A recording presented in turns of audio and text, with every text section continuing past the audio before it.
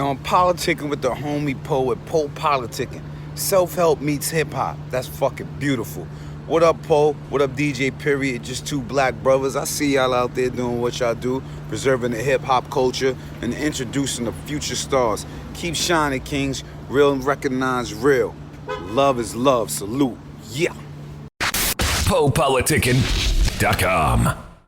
Welcome back to popolitickin.com, your home for self-help meets hip-hop. Make sure you go on iTunes. Right now, we're live on YouTube, Amazon.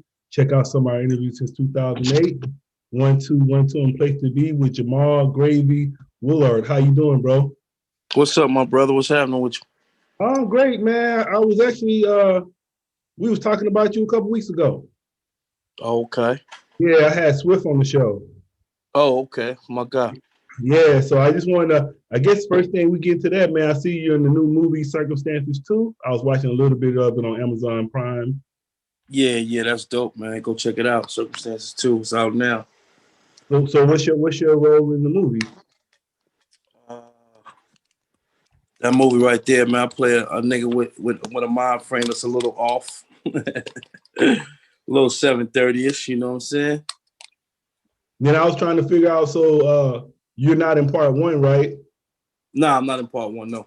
So so it's not the same, you know how sometimes it just stays the same? It's like different characters in part one and part two, or? I mean, you know, I couldn't tell you about part one because I'm not in part one, but part two is banging.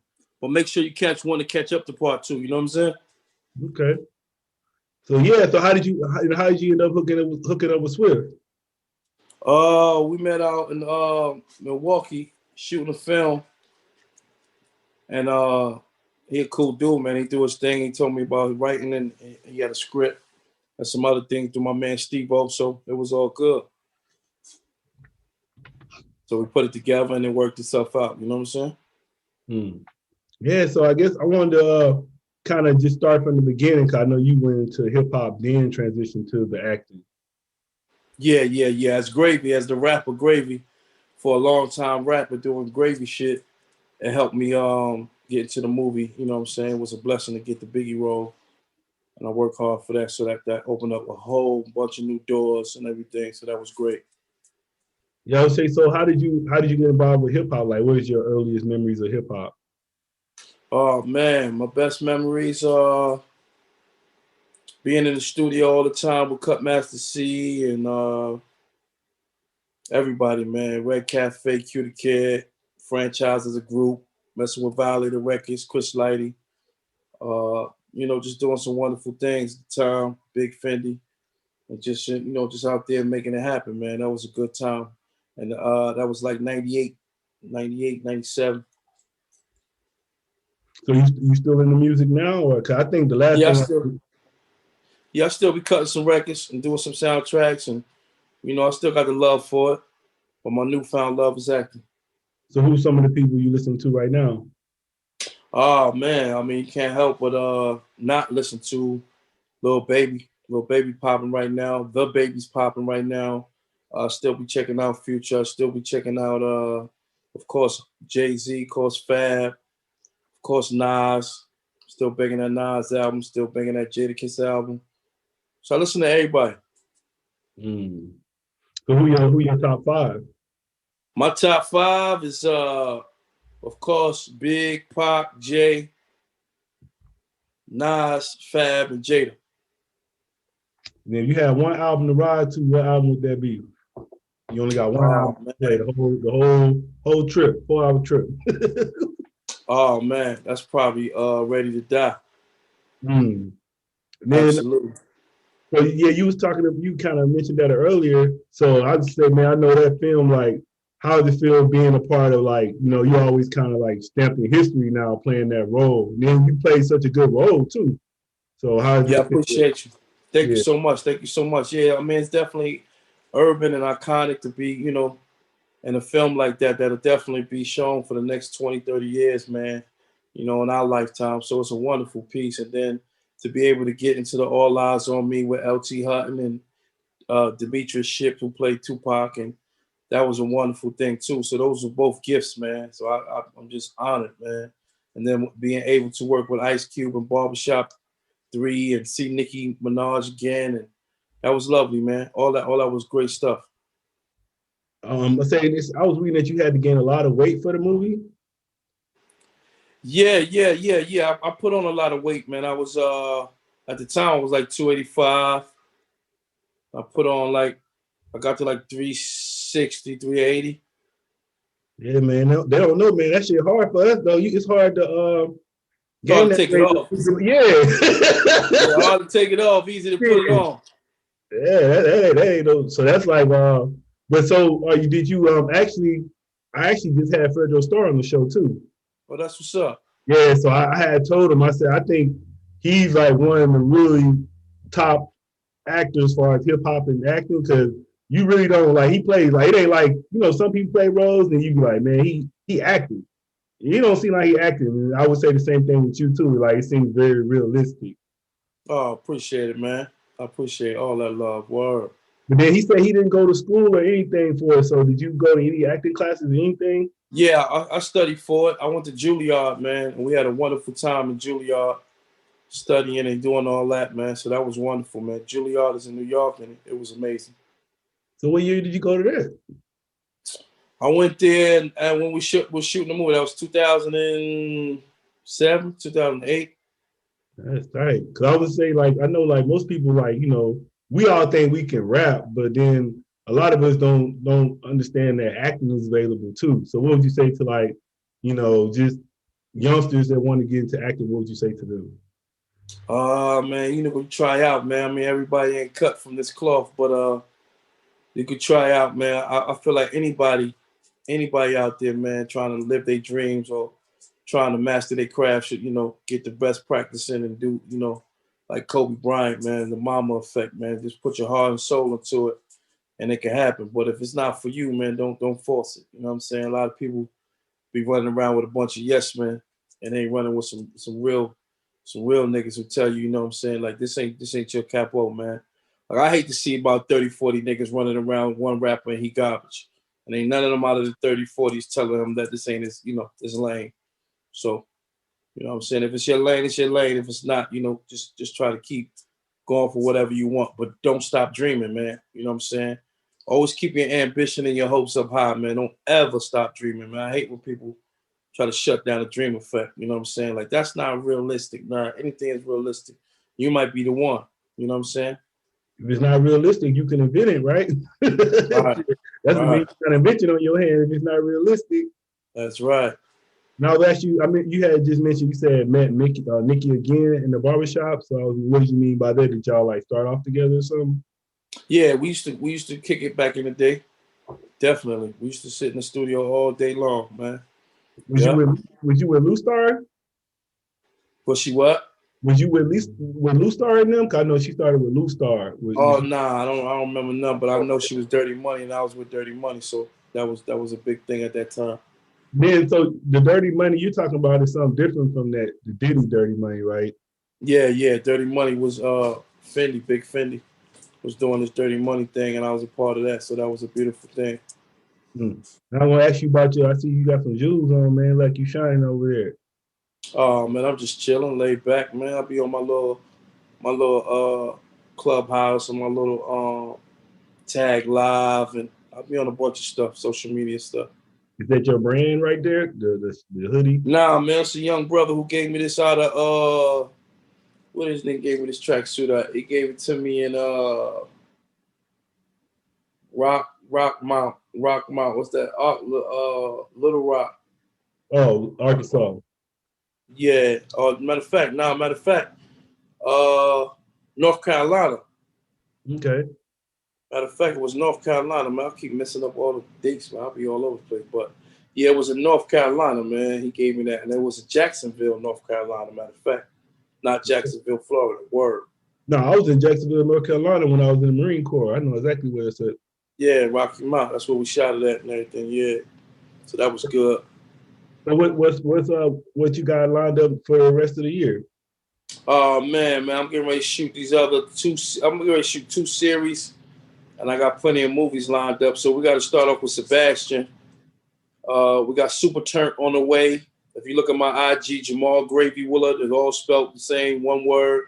Jamal Gravy Woolard. Go to my IG, you'll see the trailers and teasers. They're up right now. We got Trust No One up there. We got Circumstances 2. We got Trust No One. We got what else we got? We got Trust Nobody, Circumstances 2. We got Super Turn. So we got a lot of action joints coming, man. We got Knocks on the way. We got Brothers Keeper on the way. We got what else we got? We got a couple more movies, man. I can't think of all of them right now, but yeah, we got a bunch of joints we're shooting. We got a bunch of joints that's coming up. So, we're just working. So so where you envision yourself with, like, where you trying to go with the acting? Oh man, I'm trying to go all the way to the top, man. I feel like I could be one of the best. I mean, I don't never limit myself. So I'm just feel like I'm one hit away from being the next great, you know what I'm saying? One of the greats that do it. I love the greats who do it, man. Like I love Don Cheadle, of course. I love Samuel Jackson. I love Denzel. I love Don Cheadle. I love the greats, man. I mean, Omar Epps. I love all of them, man. All of them who do their thing, man. I just want to be a part of that team. I would like to have my name mentioned in a couple of comments. You know what I'm saying? Yeah, I read that you're a comedian too. Nah, I'm just a funny dude, man. I can make you laugh, dog. That's all. I'm just a funny dude. Yeah, I thought that shit, it was in your bio. I wrote it down. I was like, oh, he doing jump now too? Yeah, I get funny. I'm a funny nigga at times, Just gotta be around me to understand the mathematics, you know what I'm saying? What are some of your interests outside of music? Well, right now, man, my main interest is just acting, perfecting my craft, and then I just be focused on my daughter and being a parent, and everything else is just, as it comes. I still love music, still love going to the studio recording, but right now I'm just keep chasing my acting chops and chasing my dreams to see these new films come out. It's a big year for me. I got a lot of films coming out, probably 6 or 7 dropping this year. So it's a beautiful thing just to keep evolving. I'm ready to get back on to the TV light, you know what I'm saying? Get some of that TV time, the sitcom time. It's a different joint, you know what I mean? One of them Powers or maybe one of those Tyler Perry joints. How old is your daughter? She's 12. Okay. So give me some advice, man. I got a 11-month-old daughter and a 1-week-old son. So give me advice on the daughter, man. Man, all I could say is, put it in God's hands. When it comes to a little girl, man, you gotta just, put it in God's hand and be a great father, man, not a daddy. I'm hands-on every day. So all that dropping paper off and, all the guys who have kids and they see their kids once in a while, drop some paper off and think the baby mama gonna take it from there. Man, I ain't no father, man. Putting the memories in their head, keeping them smiling, being there for them. You know what I mean? Showing up at the school, picking them up, hand to hand every day. That's a real G.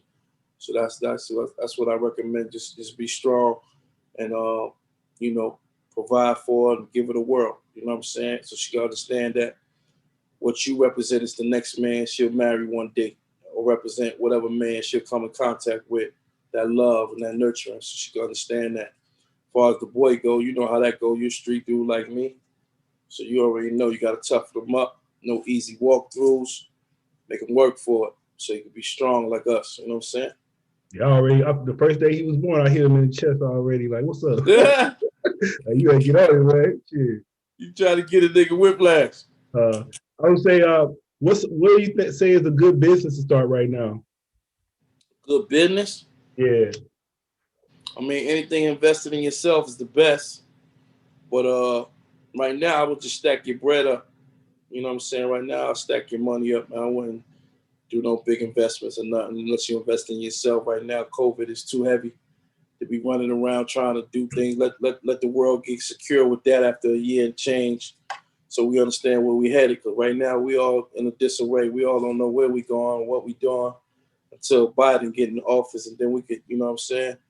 Once we get rid of the Trump cat, then we can really sit there and understand. I mean, we got $900 billion coming, so let's just figure out, how to move again and how to move properly without the mask and the hand sanitizer. I mean, we're gonna have to do that for another year or so, maybe 2, 3. But that's a headache right now. That mask shit is really a headache. What you think about that? What happened on Capitol Hill a little while ago, a couple weeks ago? Oh, retarded. Slap in the face for us as the culture, Slap in the face, man. But we used to it.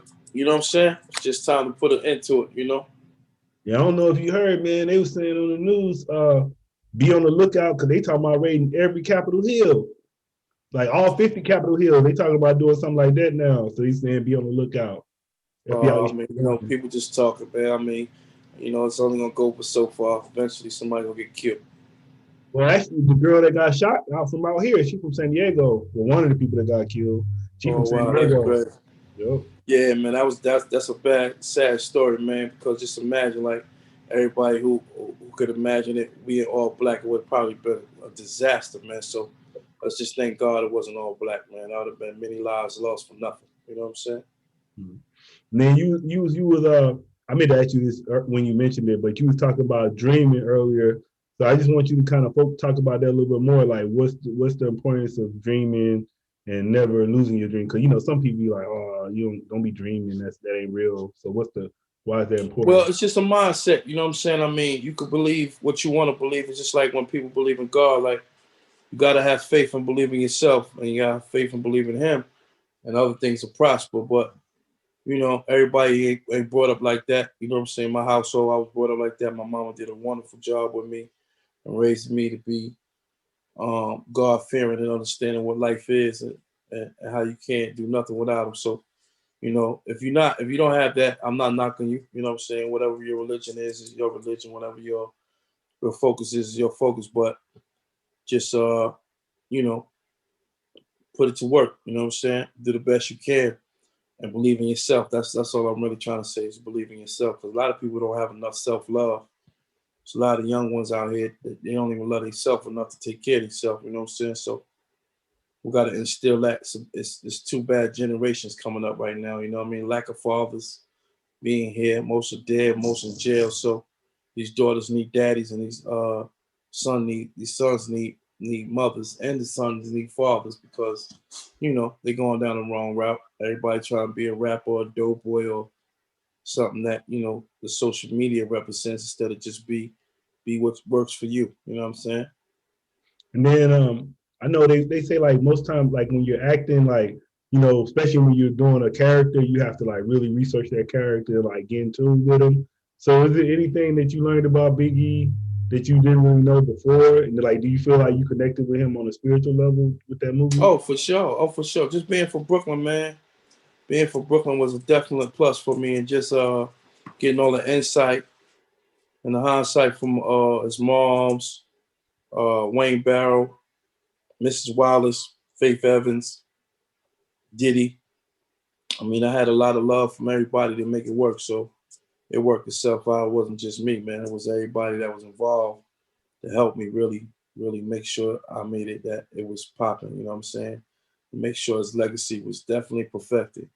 We bust our ass on that, definitely. All right, man. Then what would you like to say to your fans and supporters? Hey, man, it's all love, man. If you feeling me, man, it's all love. If you're not feeling me, it's still all love. But everybody be safe. Wear your mask. You know what I'm saying? Keep your sprays and your hand sanitizers. Keep God first. And let's rebuild and let's unify this world, man. Let's make America great again. You know what I'm saying? Stop the violence. Word. All right, bro. I want to say thanks for coming through politicking with me. Oh, man, anytime, brother. I appreciate you for having me, man. Thank you so much. Yeah, no doubt, man. Appreciate having you. I say, what's your social media again? Jamal Gravy Woolard. Jamal Gravy Woolard. One word, man. You can catch me on Instagram. Catch me on Tag Live. 8 o'clock most of the time. Tag Live. I'm on there. 8 o'clock most of the time. Tag Live. Eastern time. 8 o'clock most of the time. Live. Yes. Catch me, man. I'll just be jamming. My Instagram is Jamal Gravy Woolard. My Facebook is Jamal Gravy Woolard. Everything's the same, man. It look like you got a show or something. You got a podcast or something, right? It's not really a podcast. I just do my live thing to connect with the audience instead of running around right now with COVID and trying to get all the interviews done. I really make people come to my live and ask me whatever kind of questions and random questions they want to ask me. You know what I'm saying? While I'm on the live, I try to get to everybody with that. I let the fan base get at me, and then they got the versus battle. I get on to, just pop on with somebody and just be like, hello, what's up? What's going on? And to see their reaction. So it's a good time. It's a good thing, man. It's a great app to mess with. You know what I'm saying? The popolitickin Show is brought to you by RapperT-shirts.com, home of the official popolitickin merchandise. From face masks to tees and hoodies, order yours today. Thank you for listening to the popolitickin Show, your home for self-help meets hip-hop. For live content, subscribe to our YouTube channel.